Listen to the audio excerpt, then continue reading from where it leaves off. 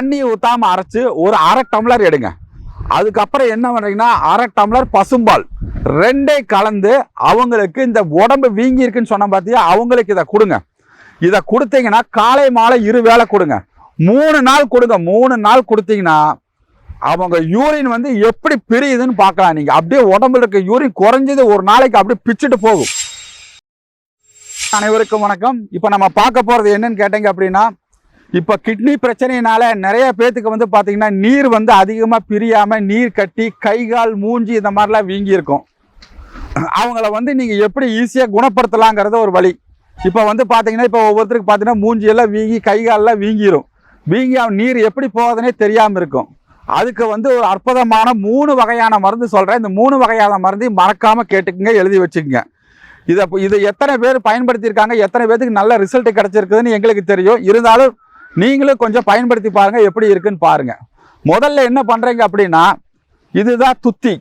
இந்த துத்தியோட இலை இருக்குல்ல, இது வந்து இங்க கிடைச்சது சின்னதா கிடைச்சங்காட்டி எடுத்து வச்சிருக்கேன். இதுல வந்து மஞ்சள் கலர் பூ வரும். அந்த உள்ள வந்து கருப்பா ப்ரௌன் கலர்ல வர்றதை எடுக்காதீங்க, பியூர் மஞ்சள் கலர்ல வரும். அந்த பூ மட்டும் இருக்கிற துத்தி இலை அதை எடுத்து என்ன பண்ணீங்கன்னா நல்லா வாஷ் பண்ணிட்டு காய வைக்கணும்னா சும்மா ஒரு உலர்த்திட்டு அப்பவே என்ன பண்றீங்கன்னா அம்மி இல்ல மிக்சியில போட்டு தண்ணி ஊத்தாம அரைங்க. தண்ணி ஊத்தாம அரைச்சு ஒரு அரை டம்ளர் எடுங்க. அதுக்கப்புறம் என்ன பண்றீங்கன்னா அரை டம்ளர் பசும்பால் ரெண்டே கலந்து அவங்களுக்கு இந்த உடம்பு வீங்கி இருக்குன்னு சொன்ன பார்த்தியா, அவங்களுக்கு இதை கொடுங்க. இதை கொடுத்தீங்கன்னா காலை மாலை 2 வேளை கொடுங்க.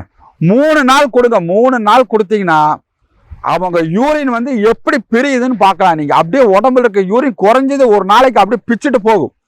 அந்த அளவுக்கு யூரின் போகிறத நீங்க கண்ணால உடம்புல இருக்க நீரை பிரிச்சு எடுக்கிறத கண்ணால பார்க்கலாம். அதே மாதிரி பார்த்தீங்கன்னா இன்னொரு விஷயம், கடுகு இருக்குல்ல, கடுகு 1 ஸ்பூன் கடுகு, 1 ஸ்பூன் மஞ்சள், இது ரெண்டையும் எடுத்து என்ன பண்றீங்கன்னா நம்ம வயிறு இருக்கு பார்த்தீங்களா, இந்த வயிற்றை சுத்தி இந்த இடத்துல அப்படியே 10 போடுங்க. இந்த தொப்புள் இருக்க தொப்புள் இருந்து ஒரு 1/2 இன்ச்சு சுத்தி விட்டுருங்க. விட்டுட்டு இந்த வயிற்றை சுத்தி இப்படியே 10 போடுங்க. இப்படி 10 போட்டுட்டு விட்டுட்டீங்கன்னா குறைஞ்சது 20 நிமிஷம் இல்ல 30 நிமிஷத்துல யூரின் அப்படியே உடைச்சு அப்படியே வெளியில கொண்டு வந்துடும். அந்த அளவுக்கு அதுக்கு அவ்வளவு மகத்துவம் இருக்குது. வெண்கடுகு தெரியுமா, இல்ல வெண்கடுகை வாங்கி நல்லா பவுடர் பண்ணி அரைச்சிருங்க. அரைச்சு என்ன பண்றீங்கன்னா நல்லா முதுகு இருக்குல்ல, முதுகுல தேய்ச்சி விடுங்க. முதுகுனா முதுகு ஃபுல்லா தேய்ச்சி விடுங்க. தேய்ச்சி விட்டு கரெக்டா 20 நிமிஷம் கழிச்சு அதை சுத்தமா கழுவிட்டு நம்ம தவிடுன்னு சொல்லுவோம்ல, அதை மூட்டை கட்டி வச்சு அவங்களுக்கு அப்படியே ஒத்தரம் கொடுங்க.